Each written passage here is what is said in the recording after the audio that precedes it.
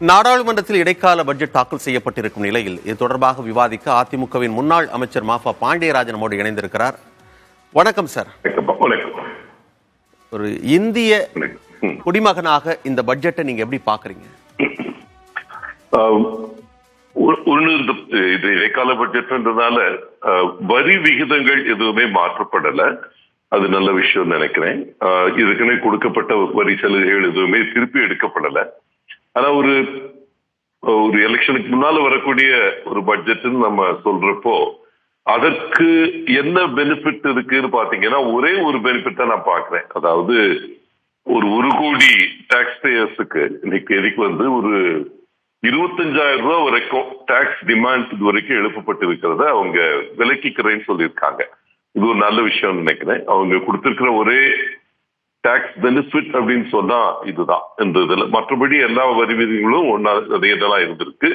இது ஒரு சிறு டாக்ஸ் பேயர்ஸுக்கு இது ஒரு பெரிய பெனிஃபிட்டா இருக்கும்னு நினைக்கிறேன். அதோட இரண்டாவது நல்ல விஷயம் நான் நினைக்கிறது, மாநிலங்களுக்கான இந்த 50 ஆண்டு கால வட்டியில்லா கடன் அது ஒரு 75,000 கோடி உயர்த்தி இன்னைக்கு வந்து 1.3 லட்சம் கோடியாக உயர்த்தப்பட்டிருக்கிறது. அது ரொம்ப நல்ல விஷயம் நினைக்கிறேன். மாநிலங்களுடைய நிதி நிலைமை பல மாநிலங்கள்ல கவலைக்கிடமாக இருக்கு. குறிப்பா தமிழகத்திலேயும் உங்களுக்கு தெரியும், இந்தியாவிலே அதிக கடன் வாங்கிய மாநிலம் என்ற பெருமையை பெற்றிருக்கிறது. இந்த 3 ஆண்டுகள்ல தமிழகம் கிட்டத்தட்ட 3 லட்சம் கோடி அதிகமா கடன் வாங்கியிருக்கோம். அதனால இது வந்து ஒரு பெரிய வரப்பிரசாதமா இருக்கும்னு நினைக்கிறேன். ஏன்னா இந்த வட்டியில்லா கடன் ஒரு 1.3 லட்சம் கோடி மாநிலங்களுக்கு தரப்படும் என்பது, அது இந்த ஆண்டு மட்டுமே 75,000 கோடி அதிகமா கிடைக்கின்றது மிக நல்ல விஷயம் நினைக்கிறேன். ஓவராலா மத்திய அரசாங்கம் எடுக்கக்கூடிய கடன் இந்த ஆண்டு வந்து சென்ற ஆண்டு 23-24 இப்ப நடந்து முடிஞ்சிட்டு இருக்கிற வருடத்துல ஒரு 14.13 லட்சம் கோடி கடன் வாங்கி இருக்கிறாங்க. அது இந்த வாங்க போறாங்க. 24-25 வர்ற வருஷம் வந்து 14.13 லட்சம் கோடி கடன் வாங்க போறாங்க. சென்ற ஆண்டு வந்து வாங்கினது 17.34 லட்சம் கோடி. அதாவது போன வருஷத்தை விட வர்ற வருஷம் ஒரு 3 லட்சம் கோடி குறைவா கடன் வாங்க போறதா சொல்லியிருக்காங்க. அது நல்லா இருக்கு கேட்கறதுக்கு. ஆனா சென்ற முறை இதான் சொன்னாங்க. ஆனா அதிகமா 3 லட்சம் கோடி வாங்கிட்டாங்க. அதனால இது ஒரு ஒரு ஒரு நம்பிக்கையை கொடுக்கக்கூடிய ஒரு விஷயமா இருக்கு. அது ஆக்சுவலா எவ்வளவு எடுக்கிறாங்கன்றது வந்து நம்ம பார்க்கணும். ஆனா நம்ம கடன் வாங்கக்கூடிய திறன் அதிகரிச்சிருக்கு அப்படின்னு அமைச்சர் சொல்லி இருக்கிறாரு. அது வரவேற்க தகுந்த ஒரு விஷயம் நினைக்கிறேன். என்னை பொறுத்த வரைக்கும் இந்த டாக்ஸ் டிமாண்ட் 25,000 ரூபாய்க்கு கீழே இருக்கிற டாக்ஸ் டிமாண்ட் எல்லாம் 1 கோடி மக்களுக்கு டாக்ஸ் பேயர்ஸுக்கு அது இல்லை அப்படின்னு சொன்னது ஒரு மிக மிக முக்கியமான ஒரு கருத்து. அதே போல அந்த லட்சாதிபதி அக்காக்கள் திட்டம், அதாவது லாக்பதி தீதி அப்படின்னு அங்க சொல்றாங்க.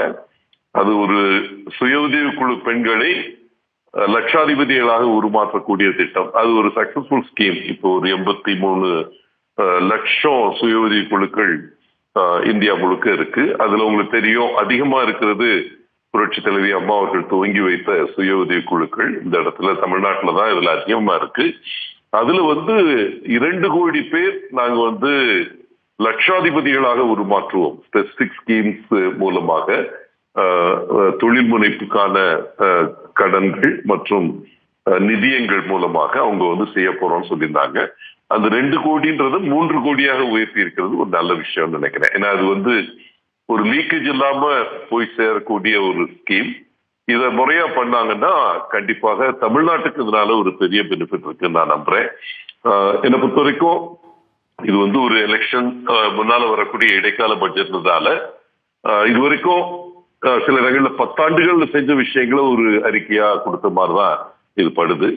அது அந்த பஞ்சாமிர்த குறிக்கோள்கள் அப்படின்னு போட்டு அதை பேக்கேஜ் பண்ணி இருக்கிறாங்க. அதாவது அமிர்த் கால், இது வந்து நம்ம அமிர்த காலம் 2047க்குள்ள ஒரு முன்னேறிய நாடாக இந்தியா உருவெடுக்க வேண்டும் என்ற எண்ணத்துடன் அமிர்த காலம் என்று அறிவிக்கப்பட்டு, அந்த அமிர்த காலம் நோக்கி நாம் பயணப்பட்டு கொண்டிருக்கும் பொழுது 5 பஞ்சாமிர்த குறிக்கோள்கள் அப்படின்னு போட்டு அது எல்லாத்துக்குமே ஒரு தொடர்ச்சியுடன் செஞ்சிருக்கிறாங்க. அது அதே தொடர்ச்சி தான் அந்த வாட்டி இருக்க போது. புதிய திட்டங்கள் அப்படின்னு பாத்தீங்கன்னா ஒன்னு ரெண்டு தான் நான் வந்து புது திட்டங்களா பாக்குறேன். குறிப்பா வந்து இப்ப இந்த கிஃப்ட் ஐஎஃப்எஸ்சின்னு சொல்லக்கூடியது, கிஃப்ட்ன்றது மோடி அவர்கள் உருவாக்கிய ஒரு ஃபின்டெக் நகரம். ஃபின்டெக் நகரம்னா நிதி நகரம் அப்படின்னு அகமதாபாத் பக்கத்துல உருவாக்கி இருக்கிறாங்க. அந்த கிஃப்ட் சிட்டி மூலமா இன்னைக்கு வந்து இங்க இருக்கிற அன்லிஸ்டட் கம்பெனிஸ், நிறுவனங்கள், இப்ப நம்ம வந்து ஸ்டாக் எக்ஸ்சேஞ்ச் மூலம் போய் கொண்டு போய் நம்ம ஸ்டாக் ஷேர் மார்க்கெட்டுக்கு கொண்டு போறோம். அது இல்லாம உலக ஷேர் மார்க்கெட் எல்லாத்துக்குமே வந்து கிஃப்ட் மூலம் போகலான்னு சொல்லி இருக்கிறது ஒரு முக்கியமான ஒரு ஸ்கீம் நினைக்கிறேன். தொழில் முனைவோர்களுக்கு இது மிக மிக பெரிய வரப்பிரசாதமா இருக்கும். அது ஐஎஃப்எஸ்சின்னு சொல்றாங்க. பொருளாதாரத்தை உற்று கவனிக்கிறவர் அப்படிங்கிற ஒரு தொனியில நீங்க ஏற்கனவே சொல்லும் போது வாங்குகின்ற கடன் அளவை வந்து இந்தியா குறைச்சிக்க போகுதுன்னு சொல்றது ஆரோக்கியமான விஷயம் தான். ஆனா அதை செய்யணும். சொன்ன மாதிரியே கடனை குறைத்து வாங்கினால் அது நாட்டுக்கு நலம் அப்படின்னு சொல்லியிருந்தீங்க. அதே சமயத்துல நாம கடன் வாங்குற சக்தி அதிகரிச்சிருக்குன்னு சொல்றதை நீங்க எப்படி பாக்குறீங்க சார்? அது உண்மைதானா? நீங்க எப்படி புரியுங்க? அது உண்மைதாங்க. இந்தியாவோட வளர்ச்சி என்பது பிரமிக்க தகுந்த இருக்கின்றதுல எந்த மாற்று கருத்து கிடையாது. நம்ம இப்ப உலகத்தின் 5வது பெரிய பொருளாதார சக்தியாக உருவாக்கி இருக்கோம். 9வது இடத்துல இருந்து 5வது இடத்துக்கு வந்திருக்கிறோம். இது வரும் பொழுது அது கேபிட்டல் எக்ஸ்பெண்டிச்சர், அதாவது நம்ம வந்து முதலீட்டு செலவினங்கள் என்பது அதிகரிச்சிருக்கு. இந்த பட்ஜெட்லயும் சரி, கடந்த 10 ஆண்டுகளாக சிறுக சிறுக அது அதிகரிக்கப்பட்டிருக்கிறது. நம்ம ஜிடிபி, நம்ம பொருளாதார குறியீட்டுல வந்து கிட்டத்தட்ட 3.3 விழுக்காடு கேபிட்டல் எக்ஸ்பெண்டிச்சரா இந்த வரும் பட்ஜெட்ல செலவு பண்ண போறோம்னு சொல்லி இருக்காங்க. இதெல்லாம் ஓரளவுக்கு செஞ்சதுனாலதான் இப்ப இந்த பஞ்சாமிர்த குறிக்கோள்கள்னு சொல்லக்கூடிய 5 குறிக்கோள்களுமே, குறிப்பா நம்ம போர்ட் நல்லா இயங்குறது, நம்ம ஏர்போர்ட்ஸ் அதிகமானது, நம்ம ரோட் செக்டர் நல்லா வந்திருக்கிறது, ட்ரெயின் நல்லா, இந்த உட்கட்டமைப்பு சார்ந்த இந்த பஞ்சாமிர்த குறிக்கோள்கள் எல்லாமே வந்து ஓரளவுக்கு நல்லா இருக்கிறதுனாலதான் இன்னைக்கு நம்மளை நம்பி கடன் கொடுக்கறதுக்கு கடன் வாங்கிடலாம் எல்லாரும். ஆனா வந்து என்ன இன்ட்ரெஸ்ட் ரேட்ல கடன் வாங்குறோம் அப்படின்றது முக்கியங்க சார். இதுல குறிப்பா பற்றாக்குறை, அதாவது வரவுக்கும் செலவுக்குமான வித்தியாசம் வந்து அவசியம் பேசியாக வேண்டிய ஒரு முக்கியமான அம்சம். அது அந்த பற்றாக்குறையை வந்து மத்திய அரசாங்கம் இலக்கு வச்சிருந்தாங்க. 17.87 லட்சம் கோடிக்குள்ள அப்படின்னு சொல்லி இலக்கு வச்சிருந்தாங்க.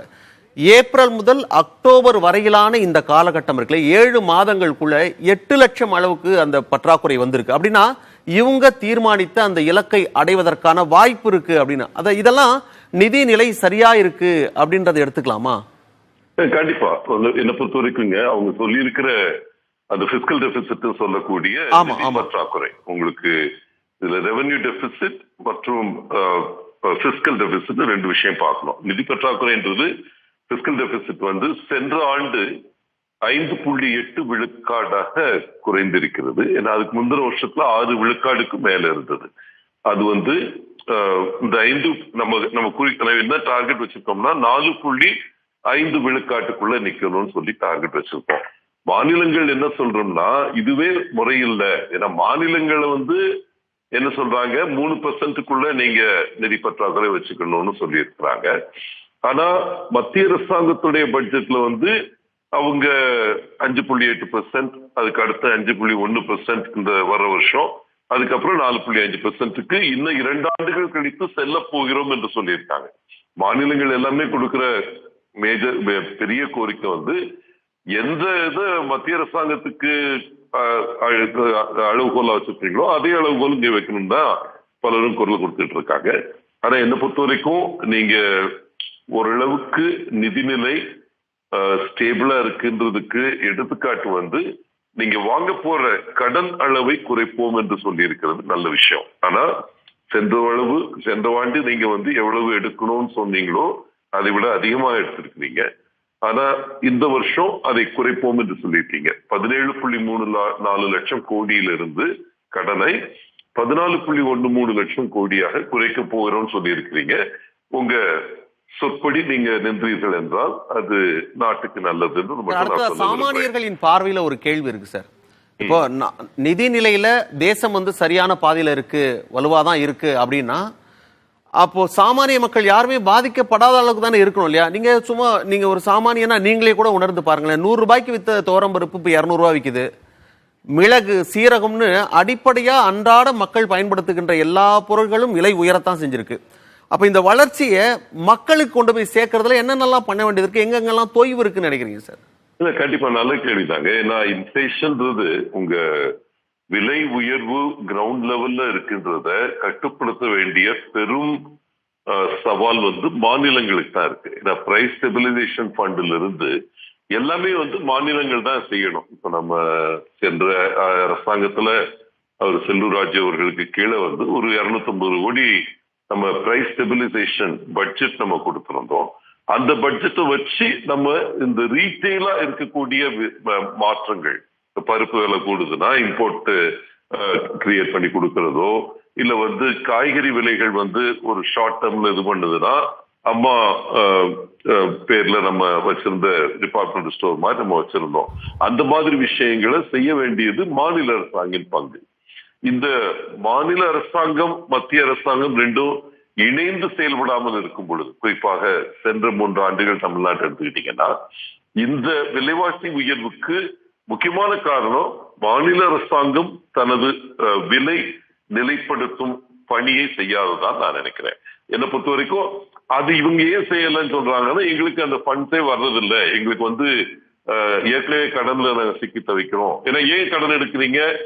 அன்ப்ரொடக்டிவ் எக்ஸ்பெண்டிச்சருக்கு பணம் எடுக்கிறீங்க. அதனால நீங்க சொல்ற கருத்து, ஒரு மாநில அரசாங்கம் விலைவாசியை கட்டுப்படுத்துவதற்கான முதன்மை பொறுப்பு அவங்களுக்கு தான் இருக்கு.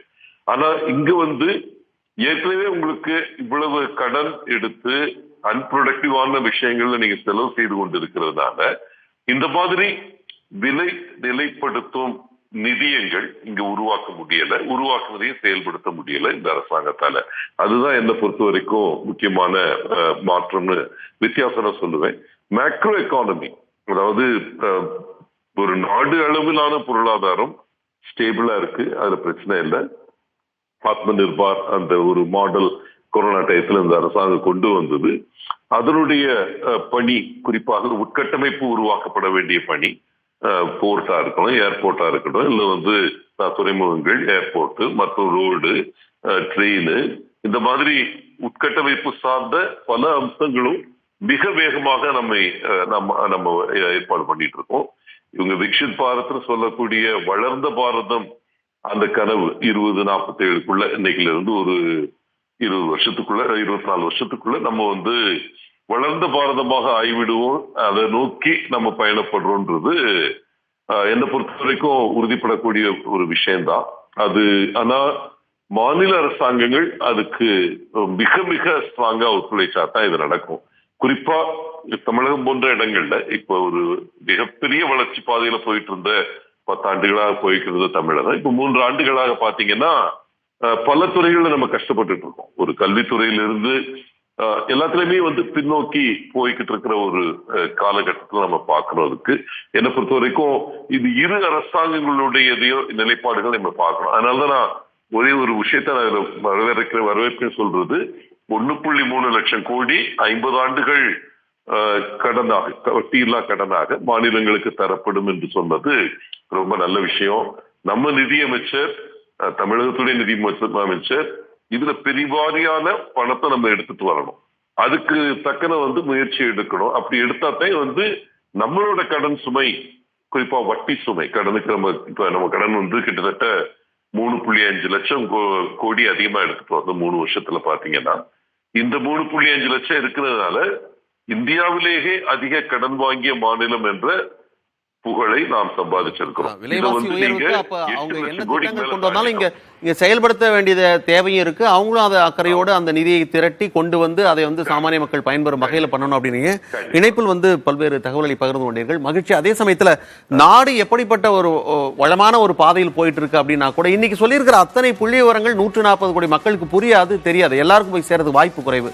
ஆனா இந்த மண்ணில் இருக்கின்ற சாமானிய மக்கள், ஏழை எளிய மக்கள், அவங்களுக்கு என்னன்னாக்கா, எனக்கு தேவையான பொருட்களை நான் வாங்கும் பொழுது அது எனக்கு எளிமையா கிடைக்குதா, ரொம்ப குறைவான விலையில கிடைக்குதா, நேத்து 10 ரூபாய்க்கு வாங்கினது நாளைக்கு 12 ரூபாய் ஆயிடுச்சுன்னா நான் என்ன பண்றது அப்படின்ற பயம் தான் அவங்களுக்கு இருக்கும். அப்போ அடிப்படையான தேவைகள் அவர்களுக்கு பூர்த்தி செய்யப்படும் பட்சத்துலதான் அது நாடு சரியான பாதையில போயிருக்கு. வளர்ச்சி அப்படின்றது அப்பதான் அவங்க ஒத்துப்பாங்க. அதான் ரொம்ப முக்கியமான விஷயம்.